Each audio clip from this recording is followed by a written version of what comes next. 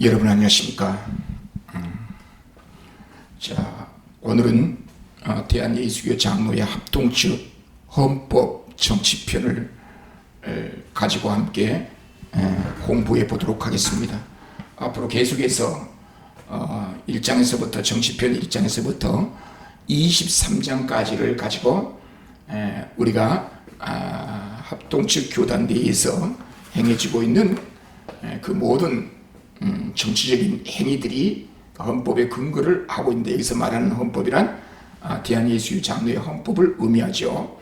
그 헌법의 근거에서 우리 교회가 하나님 앞에서 주어진 사명을 감당하게 되는데, 교회를 섬길 때에, 우리가 신앙생활할 때에 성경도 많이 알아야 되고, 성경을 통해서 우리에게 말씀하신 하나님의 말씀이 무엇인지, 하나님은 어떠한 모습으로 우리에게 다가오고 있는지, 그와 같은 내용들을 우리가 확인한 것은 대단히 중요하죠.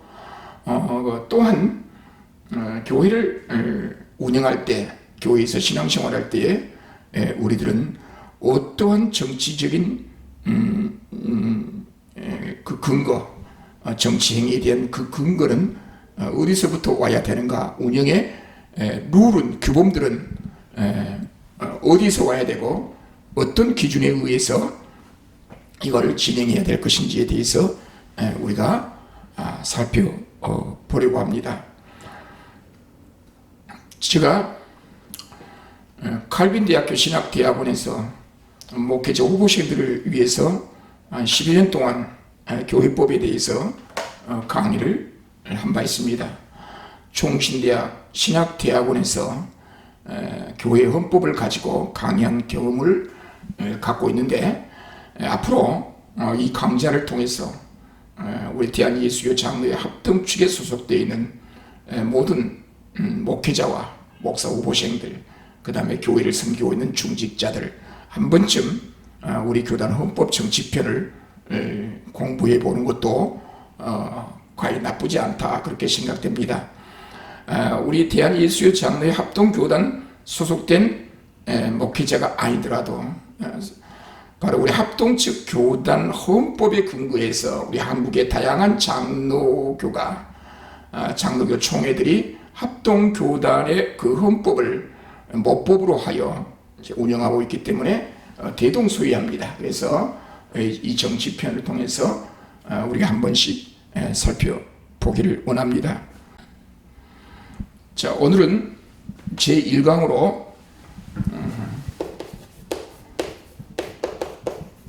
대한예수교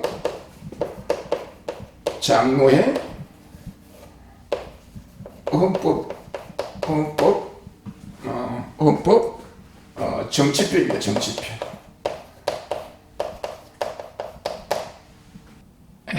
정치편인데, 헌법의 구조를 보면 그래서 이제 간단하게 우리가 여기서 짚고 넘어가야 될 것이 뭐냐면은, 우리 헌법은 최초로 1907년에 동노회가 조직되죠. 1912년에 총회가 창설됩니다. 1912년에 총회가 조직되고 나서 곧바로 헌법이 만들어졌던 것이 아니고, 이미 동노회에서 사용하고 있었던 우리 정치 규범들을 1912년에도 계속해서 총회가 조직된 이후에도 동노회에서 만들어서 사용했던 정치 규범들을 사용했습니다. 구체적으로 헌법이 언제 발행하게 되냐면은 1921년에 총회에서 확정된 다음에 1922년에 첫판 헌법이 출간되었습니다. 1922년에 우리 헌법이, 장로교 헌법이 최초로 출간되었는데, 그래서 우리가 최초의 헌법을 1922년판 헌법이라 그렇게 말합니다. 이 헌법에 대해서 1차 수정 작업이 이루어졌죠. 1930년에 1차 수정이 이루어졌고, 1934년에 맞춤법 통일안에 의해서 개혁이 되었죠. 개혁. 그 다음에 1900 해방 이후에 1954년에 개정이 됐고, 이렇게 진행해 오다가 1959년에 통합 측과 합동 측이 분열됐죠. 분열되면서 이 합동 측이 1951년에 분열해 간 부산 고신 측과 합병이 이루어지죠. 합병이 이루어져서 헌법을 개정합니다. 이게 1961년판 헌법이라고 합니다. 1961년에 헌법을 개정하면서 이 정치편 총론이 들어왔습니다. 그러니까 1961년에 고신측과 합병하면서 헌법을 개정해서 사용했는데 1961년 이전에는 이 총론이 없었습니다. 그러니까 지금 우리 정치편 총론 부분, 이제 1장 이전에 총론이 먼저 나오죠. 오늘 이 정치편 이 총론을 이제 오늘 우리가 살펴보겠는데, 이 총론은 1961년 개정판부터 총론이 우리 헌법에 들어왔다. 그렇게 이해하면 되겠습니다. 이 총론 보면 주후 우리 정치편 총론을 한번 제가 읽어보겠습니다. 주후 1517년 신구 2대 교파로 나누어진 기독교는 다시 수다한 교파를 이룩하여 각각 자기들의 신경의식 규칙, 정칭 제도가 있어서 그 교훈과 지도하는 것이 다른 바 이를 다음과 같이 구분한다. 우리 예수님께서 성육신, 육신의 모양으로 이 땅에 오셔서 육신을 입고 이 땅에 오셔서 3년 공생의 기간을 거쳐서 십자가에 죽으셨죠. 3일 만에 부활하셨죠. 자, 부활하신 이후에 보혜사 성령께서 오셔서 신약 성경 특별 계시를 완성하고 복음을 증거하면서 초대교회, 많은 교회를 설립하게 되었습니다. 그 성령께서 복음을 증거하여, 예수 그리스도의 복음을 증거하여 교회를 설립하게 되었고, 초대교회로부터 오늘날까지 우리 2000년 기독교 역사는 분열을 통해서 각 교파로 나누어졌는데, 2000년 기독교 역사를 보면 1054년에 동서교회 분열이 있었죠. 동서교회 분열. 이 동서교회 분열이 1054년에 이루어졌었는데, 서방교회에서 1517년 종교개혁이 일어나죠. 종교개혁이 일어났는데, 서방교회 안에서 로만 캐토릭과 우리 개신교가 분열이 됐습니다. 그래서 현재 그리스도교를 믿는 세계 종파를 보면 동방교회, 서방교회, 그 가운데서 가톨릭, 개신교, 이렇게 분파로 나누어졌었던 거죠. 그래서 총론 서문의 주후 1517년 신부 분파로 나누어진 기독교는 다시 수단 교파로 나누어져서 각 교파마다 자기들의 신경, 의식, 규칙, 정치 제도를 가지고 있다. 그래서 로만 캐토릭에서 개혁하고 나온 우리 프로테스탄트 개신교회는 다시 세계 각처로 확산되면서 우리나라에도 1884년 알렌 선교사 1884년 9월 20일 알렌 선교사가 최초로 이제 상주하는 선교사로 우리나라에 입국하게 되죠. 그래서 1884년 이후 오랜 100년이 넘는 세월 동안 우리 한국 교회가 발전이 되고 성장하게 되었는데, 우리 한국에 들어온 우리 개신교, 이건 좀 지우겠습니다.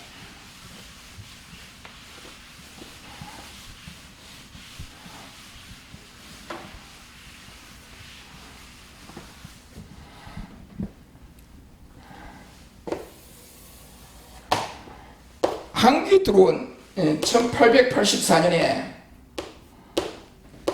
알렌 선교사가 입국을 하죠. 그 다음에 1885년 4월 5일 날 부활주일 날 장로교 선교사 언더우드, 감리교 선교사 아펜젤러 선교사가 우리나라에 입국하게 되죠. 이 알렌 선교사는 평신도로서 의사이고, 이 언더우드 아펜젤러 선교사는 목사 선교입니다. 목사. 평신된 의사와 목사가 상주하는 선교사로 우리나라에 들어왔죠. 그래서 계속 복음이 증거되다가 1907년에 동노회가 조직되고 1912년에 총회가 창립되죠. 조직되죠. 총회, 대한예수교, 조선예수교당 총회 조직됩니다.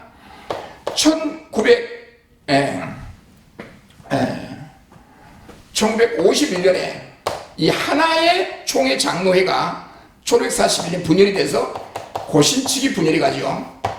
1953년에 기장측이 분열이 가죠. 이 기장측은 지금 현재 한신대죠. 한신대. 쭉 역사가, 이 장로총회 이렇게 역사가 흘러가면서 1959년에 합동측과 통합측이 분열하죠. 이렇게 와서 이 합동측에서 1961년에 이 고신측과 합동을 하죠. 합병을 하죠. 그래서 합동이 됩니다. 이 합동이라는 용어는 51년에 분열해 갔던 고신측과 통합측이 분열해 가고 난 이후에 기존 장로회와 고신측이 합동을 해서 공식 명칭, 합동교단 공식 명칭이 됐죠. 그래서 이때 고신측과 합동하면서 헌법을 개정하여 정치편,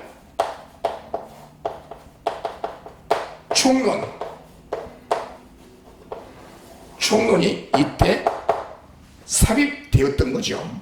자, 총론 보면 다음과 같이 구분한다. 첫째, 교황정치. 이건 두말할 것도 없이 카톨릭 정치 제도죠. 교황정치, 이 정치는 주로 로마 카톨릭 교회와 히랍 정교의 정치인과 교황 제도로 사나 전 교회를 관리하는 정치이다. 여기 교황 정치라고 하는 것은 중앙 집권 체제죠. 그래서 로만 캐토릭은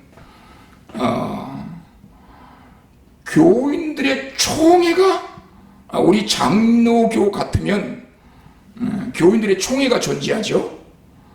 비법인 사단으로서 사원총회가 있듯이 교회도 비법인 사단에 준용해서 교회 안에는 교인들의 총회인 공동의회가 있습니다.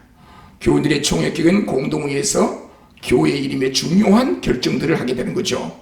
그래서 교회 재산과 헌금을 보고받고 그 헌금에 대한 재정에 대한 집행을 위한 예산 편성과 집행의 승인권이 교인 총회에 있는 거죠. 그래서 담임 목사를 청빙할 수 있는 그 청빙권이 공동의회에 있죠. 물론 상급 노회가 승인은 받아야 되지만 청빙권은 공동의회 교인들의 총회에 예속됩니다. 그런데 로만 가톨릭의 정치 제도는 교황 정치를 표방하고 있는 로만 가톨릭에서는 우리 장로교와 같은 비법인 사단으로 인정받지 않습니다. 그래서 거기에는 로만 가톨릭은 교인 총회가 존재하지 않습니다. 그래서 가톨릭에서는 이제 헌금을 하게 되면 그 헌금을 보고받을 교인 총회가 존재하지 않기 때문에 우리 장로교와 같은 비법인 사단으로 인정되지 않기 때문에 로만 가톨릭에서는 재정에 대한 문제, 분쟁 사건이 없다고 보면 됩니다. 그런 정치 제도가 다르기 때문에 교회 운영의 방식들이 다르다. 그래서 우리 장로교와 우리 장로교의 정치 제도와 원리는 무엇인가? 그 다음에 여기 두 번째 감독 정치가 있죠. 이 정치는 감독이 교회를 주관하는 정치인 바 감독교회와 감리교회에서 쓰고 있는 정치 제도이다. 장로교의 정치 제도가 있고 감리교의 감독 정치 제도가 있는데 그 감독 정치와 장로 정치는 교회 운영하는 법이 달라요. 그래서 감리교 신자가 장로교에 가입한다든가 장로교 신자가 감리교에 가입하고 감리교 신자가 장로교에 가입할 때는 독특한 그 교파 교단의 정치 원리를 이해해야만 실수하지 않습니다. 이걸 이해를 못하면 감리교 신자가 장로교에 가입하면서 왜 감리교처럼 정치 형태를 추구하지 않느냐? 장로교 신자가 감리교에 가입한 이후에 감리교회 안에서 우리 장로교에서는 그렇게 하지 않았다. 그렇게 이야기하는 게 아무 의미가 없다는 거예요. 심지어 오늘 여기 자유정치, 조합정치가 있는데 이 자유정치는 해중정치를 의미하거든요. 이 정치는 다른 회의 관할과 치를 받지 아니하고 각 개교회가 자유로운 행정하는 정치가 이 자유정치인데 이 자유정치는 해중정치를 의미하거든요. 오늘 우리 한국 교회로 보면은 보통 침례교죠, 침례교. 그러니까 침례교는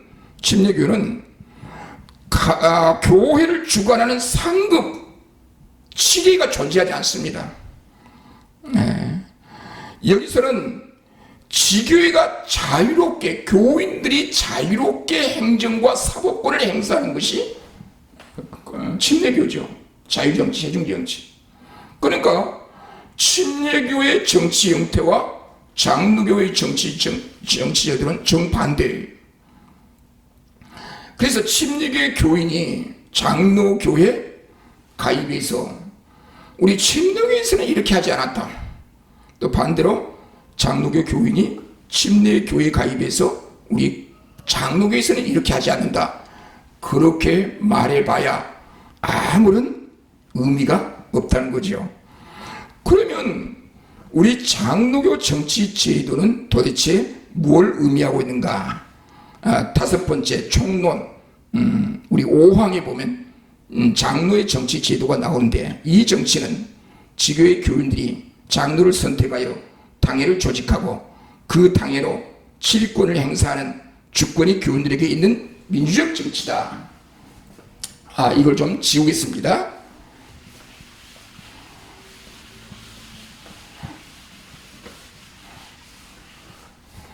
자, 장로의 정치는 우리 총론에 들어온 장로의 정치는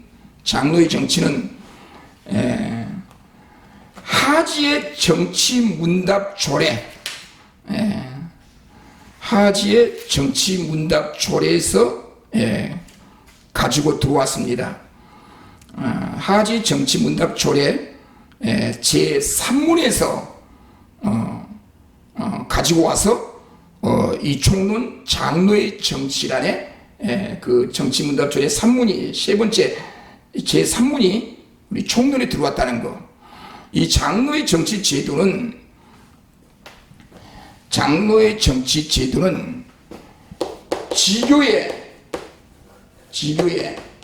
교인들이 장로를 선택합니다. 장로를 선택합니다. 그 다음에 이 지교회의 소속 상해인 노회가 담임 목사를 임하여 파송합니다. 담임 목사를 임하여 파송할 때는 반드시 지교회 청원이 있어야 합니다. 지교회 청원이 없다고 한다면 노회는 담임 목사를 직권으로 파송할 수는 없습니다. 임시 당회장, 임시 목사는 직권으로 교인들과 의논하지 않고 직권으로 파송할 수 있지만 담임 목사는 지교회 청빙 청원이 있지 않는 한 노회가 직권으로 담임 목사를 파송할 수 없다. 따라서 장로의 정치는 지교회가 선택한 이 장로와 교인들의 대표인 이 장로와 지교회 청원에 의해서 상급 노회가 담임 목사를 임하에 파송한 목사, 이 목사와 뭘 구성해요? 당회를 구성해서 운영하는, 지교회를 운영하는, 치리하는 정치 제도가 장로의 정치다. 장로의 정치다. 그런데 여기 헌법에 보면 당회로 치리권을 행사하는, 당회로 치리권 행사, 당회로 하여금 치리권을 행사하는 게 장로의 정치 제도인데, 이 당회 구성원은 목사와 노회에서 임하에 파송한 목사와 지교회 교인들의 대표인 장로가 당회를 구성해서 지교회 당회 치리권을 행사하는 정치 제도다. 그러면서 이 규정을 보면 그 당회로 치리권을 행사하게 하는 주권이 교인들에게 있는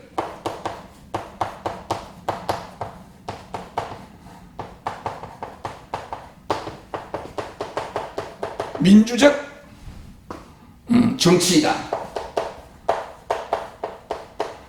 이게 장로교 정치 제도라는 것이에요. 자, 정리합니다. 장로의 정치 제도란 지교회 교인들의 대표인 장로와 지교회 청빙 청원으로 노회가 위임하여 파송한 목사가 당회를 구성하여 치리권을 행사하는 민주적 정치인데 주권이 교인들에게 있는 민주적인 정치이다. 이 규정은 주권이 교인들에게 있는 민주적인 정치인데, 이 주권 행사는 교인들이 직접 주권 행사를 하는 것이 아니라, 소위 말해서 직접 민주정치 제도가 아니고 당회가 목사와 장로로 구성된 당회로 하여금 치리권을 행사하게 하는 그런 정치제도. 그러니까 주권을 가지고 있는 교인들이 직접 치리권을 행사하는 것이 아니라, 직접 민주정치 제도로 운영된 교회가 아니라 간접 민주정치, 대정치 주권을 가지고 있는 교인들이 치리권을 가지고 있는 그 당회에다가 위임하여 당회로 하여금 치리권을 행사하게 하는 정치제도를 갖고 있는 것이 우리 장로교 정치제도라는 거.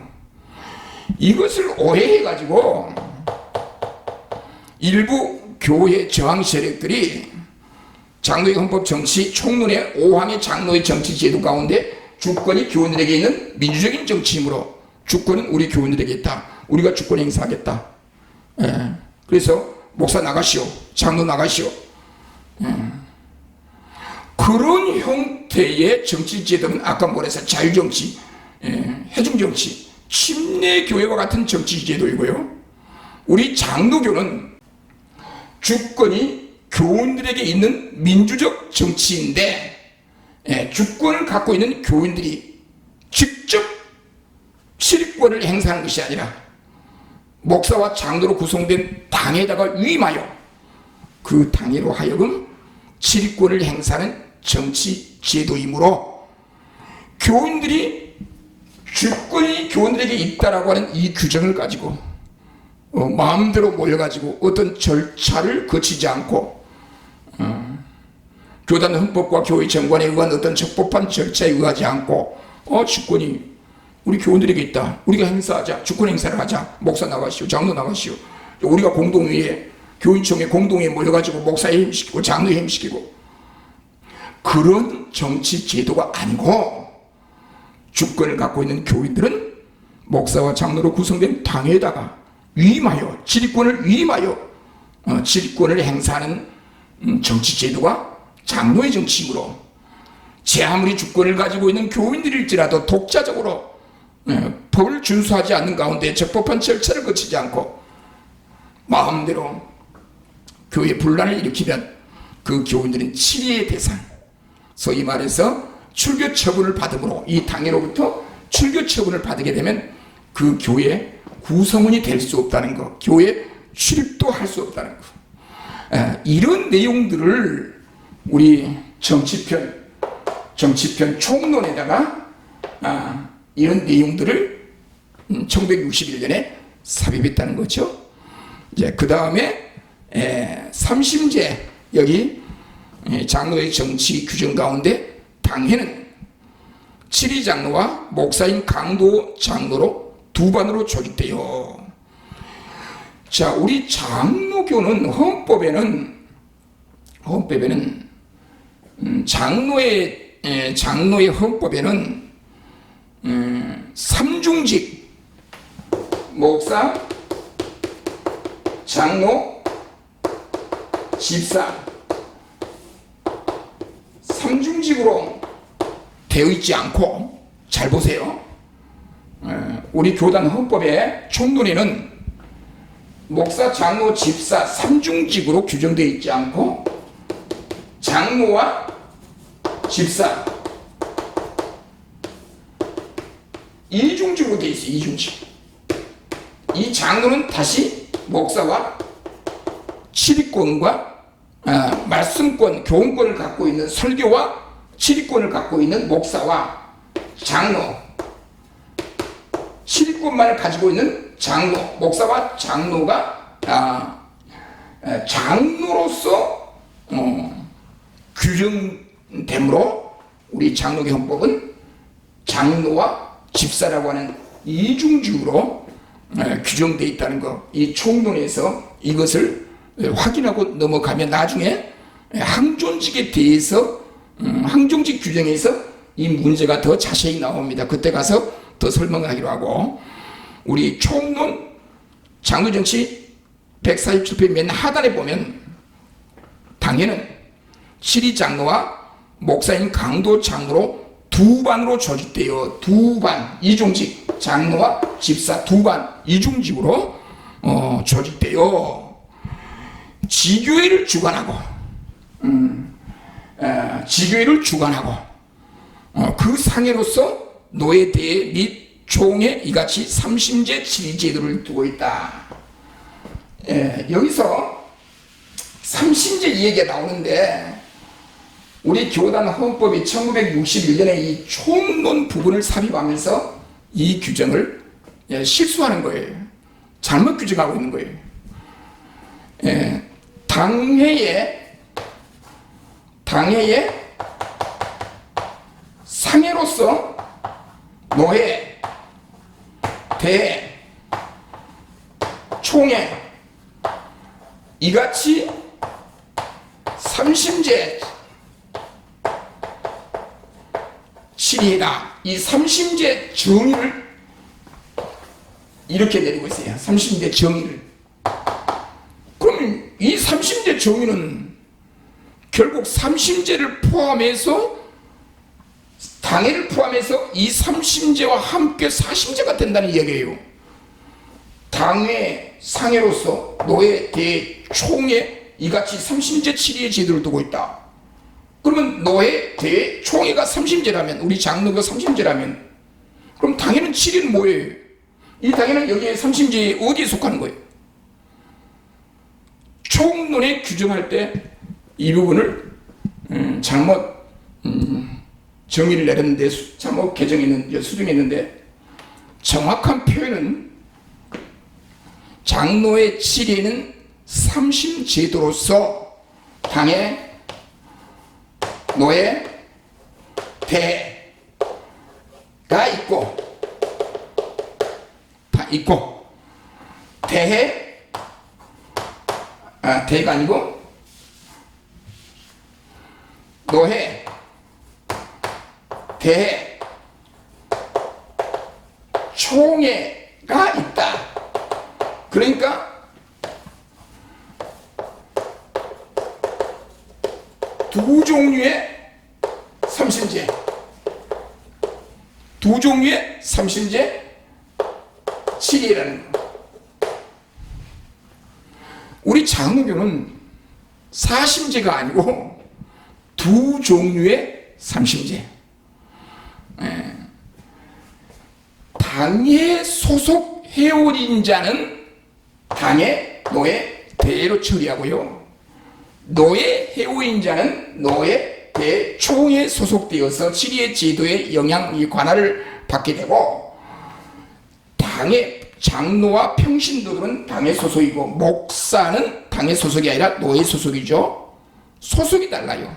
소속이 당해인 구성원은 당의 노예, 대, 7위의 제도의 관할하에 있고, 노예 소속인 목사는 노예, 대, 총의 관할하에 있는 두 종류의 삼심제도인데, 여기서 당의 노예, 대에서 처리할 문제와 노예, 대, 총에서 처리할 문제를 우리 헌법에서 구분을 해놨죠. 아직 이 대는 우리가 시행되고 있지 않죠. 그래서 현재 삼심제는 당의 노예, 총이라는 이 삼심제로 운영하고 있다는 거 여기서 이해할 필요가 있어요. 그 다음에 총론에 보면은 여기 이 제도를 가리켜 성경적 제도요. 148페이지 헌법 총론 148페이지 맨 위에 둘째 줄에 보면은 우리 장로교 정치 제도가 성경적 제도다. 이 모든 정치 제도가 성경적 제도다. 어떤 의미에서 성경적 제도인가? 감리교, 카톨릭도 나름대로 자기들도 성경적 제도라고 하거든요. 우리 장로교도 우리 정치 제도가 헌법이 성경적 제도다. 다 나름대로 이제 성경적 제도라고 말하지요.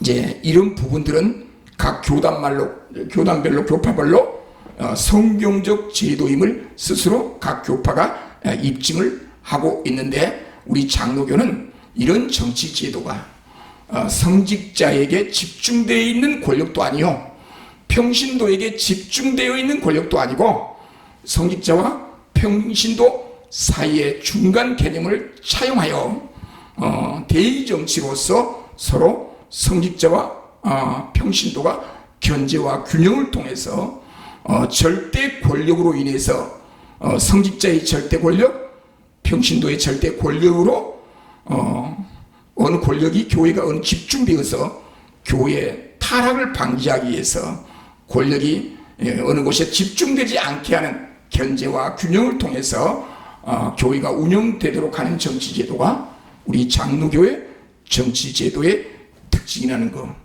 그래서 총론에서는 이 헌법의 개념을 이야기하고 있는데, 우리 헌법의 기원, 우리 헌법은 미국 초기 선교사들이 미국 북장로교 선교회의 헌법을 번역해서 사용했죠. 미국의 북장로교의 헌법은 웨스트민스터 헌법에 근거하고 있고, 웨스트민스터 헌법은 성경에 근거하고 있으되 1541년부터 1561년에 칼빈이 제네바에서 교회법을 완성했죠. 그 칼빈의 교회법, 그 다음에 웨스트민스터 헌법, 그 다음에 미국의 북장로교회 헌법, 그런 전체적인 원리에 근거해서 한국장로교회, 우리 합동 측 한국장로교회 헌법이 집대성되어 오늘 우리에게 적용되고 있습니다. 오늘 이 강좌를 통해서 이 모든 우리 교회 질서를 위해서 우리 교회가 이 헌법을 잘 이해하고 교회는 어떤 질서 속에 교회를 운영할 것인지, 하나님의 질서를 우리가 항상 확고히 하여 교회를 바르게 운영해야 합니다. 그래서 헌법을 바르게 이해해서 어두운 이면들을 개선하고 교회의 가르침을 올바르게 인식하도록 인도하는 이 역할이 헌법에 있다는 것. 교회 구성원들로 하여금 각자 신분에 맞게 애국되지 않고 올바른 그런 원리에 의해서 신앙생활을 하도록 하는 이 헌법은 우리가 반드시 준수해야 되고, 그 헌법에 의해서 우리의 신앙생활을 해야 한다는 거. 오늘은 우리 대한예수교 장로의 헌법 중에 정치편, 총론 이야기를 오늘 말씀을 드렸습니다. 다음 시간부터 제1장 원리 문제를 가지고 살펴보도록 하겠습니다. 강의 오늘 여기서 마치겠습니다. 감사합니다.